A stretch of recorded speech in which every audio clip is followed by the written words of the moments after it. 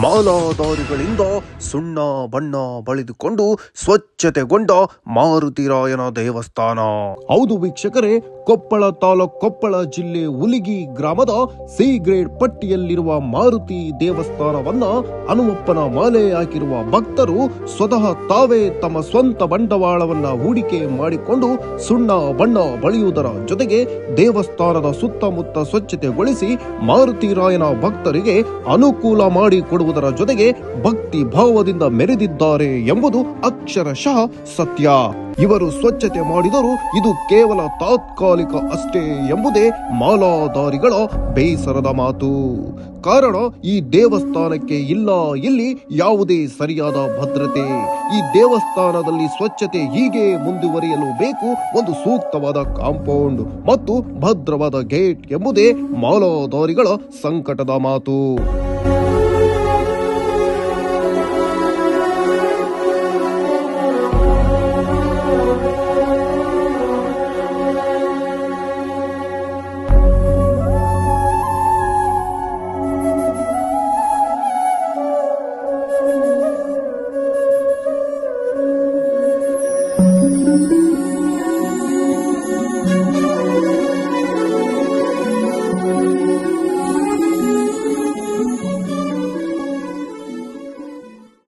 ಹನುಮಪ್ಪನ ಮಾಲಾಧಾರಿಗಳ ಸಂಕಟದ ಮಾತುಗಳನ್ನ ಕೇಳೋಣ ಬನ್ನಿ ವೀಕ್ಷಕರೇ.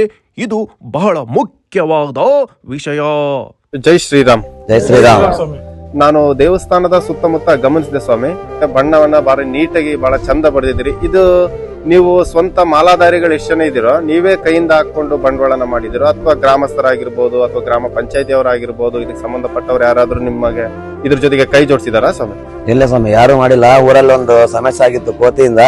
ಆ ಕೋತಿ ಏನಾದ್ರು ಹೊರಗಡೆ ಹೋದ್ರೆ ನಾವು ಮಾಲಾಧಾರಿಗಳು ಸೇರಿ ಒಂದು ಗುಡಿಗೆ ಬಣ್ಣ ಹೊಡೆಯ ಕಾರ್ಯಕ್ರಮ ಮಾಡ್ಕೊಂಡಿದ್ವಿ ಸ್ವಾಮಿ. ಮತ್ತು ಸ್ವಚ್ಛತೆ ಕಾರ್ಯಕ್ರಮ ಇಟ್ಕೋಬೇಕಂತಿದ್ವಿ. ಆಮೇಲೆ ಗುಡಿ ವಾತಾವರಣ ಎಲ್ಲ ಕ್ಲೀನ್ ಆಗಿರ್ಲಿ ಅಂತೇಳಿ ಇದು ಮಾಡ್ಕೊಂಡು ಹೋಗ್ತೀವಿ ಸ್ವಾಮಿ. ಇದರಲ್ಲಿ ಎಲ್ಲಾ ಮಾಲಾಧಾರಿಗಳು ತಮ್ಮ ಸ್ವಂತ ದುಡ್ಡನ್ನು ಹಾಕಿ ಸ್ವಚ್ಛತಾ ಕಾರ್ಯಕ್ರಮ ಮತ್ತು ಬಣ್ಣವನ್ನು ಮಾಡಿದ್ದಾರೆ ಸ್ವಾಮಿ. ಸ್ವಾಮಿ, ಇದು ನಿಮ್ಗೆ ಪರ್ಮನೆಂಟ್ ಆಗಿ ಹಿಂಗೆ ಇರುತ್ತೆ ಸ್ವಾಮಿ? ನೀವು ಸ್ವಚ್ಛ ಮಾಡಿದಿರಲ್ಲ?